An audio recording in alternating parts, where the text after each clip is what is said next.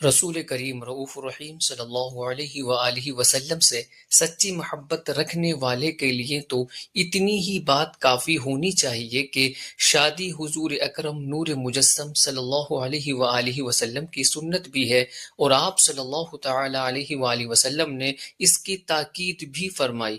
بلکہ بعض اوقات تو ایسا بھی ہوا کہ آپ صلی اللہ تعالی علیہ وآلہ وسلم کو کسی کے غیر شادی شدہ ہونے کا پتہ چلا تو اسے شادی کر لینے کے مشورے سے نوازا۔ چنانچہ حضرت سیدنا ابو ذر رضی اللہ تعالی عنہ سے مروی ہے کہ رسول اللہ صلی اللہ تعالی علیہ وآلہ وسلم کی خدمت میں ایک مرتبہ عکاف بن بشر تمیمی صحابی رضی اللہ تعالی عنہ حاضر ہوئے۔ رسول کریم رؤوف الرحیم صلی اللہ علیہ وآلہ وسلم نے استفسار فرمایا، عکاف تمہاری کوئی بیوی ہے؟ تو انہوں نے عرض کی نہیں۔ تو پھر حضور اکرم صلی اللہ علیہ وسلم نے پوچھا، کوئی باندی ہے؟ تو انہوں نے عرض کی نہیں۔ تو حضور اکرم صلی اللہ علیہ وسلم نے فرمایا، تم تو مالدار بھی ہو؟ تو انہوں نے عرض کی، جی ہاں۔ تو حضور اکرم صلی اللہ علیہ وسلم نے فرمایا، تب تو تم شیطان کے بھائی ہو۔ اگر تم عیسائیوں میں ہوتے تو ان کے راہبوں میں شمار ہوتے۔ ہماری سنت تو نکاح کرنا ہے۔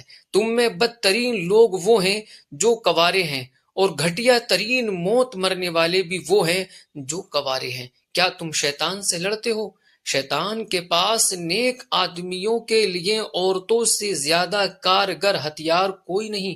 ہاں، اگر وہ نیک لوگ شادی شدہ ہوں تو شیطان کے ہتھیار سے بچ جاتے ہیں، وہی لوگ پاکیزہ اور گندگی سے محفوظ ہوتے ہیں۔ عکاف، نکاح کر لو ورنہ تذبذب کا شکار رہو گے۔ انہوں نے عرض کیا، یا رسول اللہ صلی اللہ تعالی علیہ وآلہ وسلم، آپ خود ہی کسی سے میرا نکاح کر دیجئے۔